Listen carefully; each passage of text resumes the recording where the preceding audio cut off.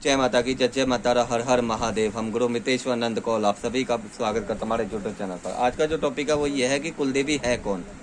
देखिए, जो आपके घर में प्रथम देवी पूज रही है, ठीक है, जो कहते हैं कुल में पूज रही है, वही आपकी कुल देवी होती है। ठीक है, कुल देवी आपके जीवन में बहुत महत्वपूर्णता रखती है। अगर कुल देवी नहीं है तो कुछ भी नहीं है। सारी देवियां देवता बाद में पूजे जाते हैं, सबसे पहले अपने अपने घर की कुल देवी पूजी जाती है, क्योंकि कुल देवी जो है वो प्रथम एक ऐसी देवी है जो आपके घर में कहते हैं सबसे पहले माँ के रूप में पूज रही है ना। उसको पूजना बहुत जरूरी है।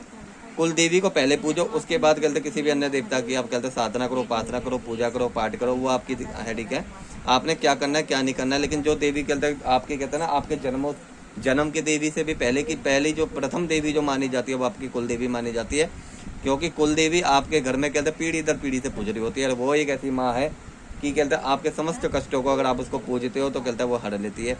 ठीक है, कोई भी किसी भी तरह की कोई भी समस्या होती है, जैसे कहते हैं कोक बंधन लग जाता है, तंत्र क्रिया होती है, प्रेत बाधा होती है, रोग बाधा होती है, ठीक है, इवन दैट आपके बिजनेस को अगर कोई बांध देता, अगर आप कुल देवी की कहते हैं शरण में जाते हो, कुल देवी की पूजा करते हो, तो इस तरह की किसी भी तरह की कोई भी समस्या नहीं होती उसके जीवन में।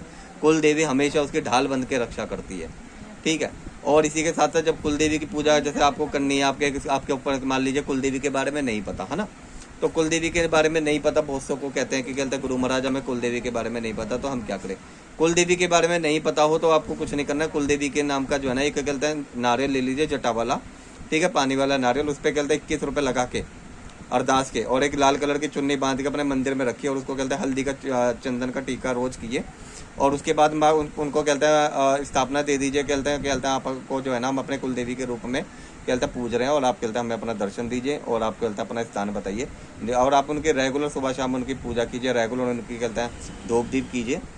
और हम कहते हैं 110% है कि आपको कुल देवी जो है 3-4 दिन में ही अपना कहते हैं कुल देवी कहते हैं आपको कहते हैं प्रत्यक्ष रूप में, अप्रत्यक्ष रूप में सपन के माध्यम से आपको बता के जाएगी, अपना स्थान बता के जाएगी, अपना भोग प्रसाद बता के जाएगी, जो भी आपकी समस्या घर के अंदर चल रही है उसका निवारण बता के जाएगी।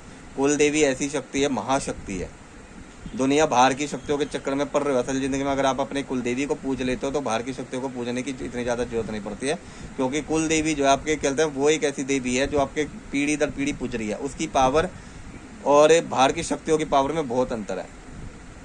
ठीक है, तो बाहर की शक्तियों को पूजोगे, मना नहीं कर रहे हैं, लेकिन सबसे पहले अपने घर की शक्ति को पूजे। अगर अपने घर की कुल देवी को पूज लिया तो ऐसी कोई देवी नहीं है जिस देवी को आप सिद्ध ना कर लो।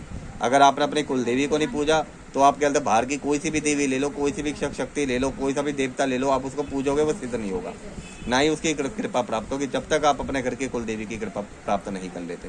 कुल देवी की जो है पूजा पाठ बहुत जरूरी है जीवन के अंदर। ठीक है, तो दरबार में अगर किसी भी तरह की तंत्र से रिलेटेड अगर कोई भी परेशानी है तो आप दरबार में आके इसका समाधान करवा सकते हैं।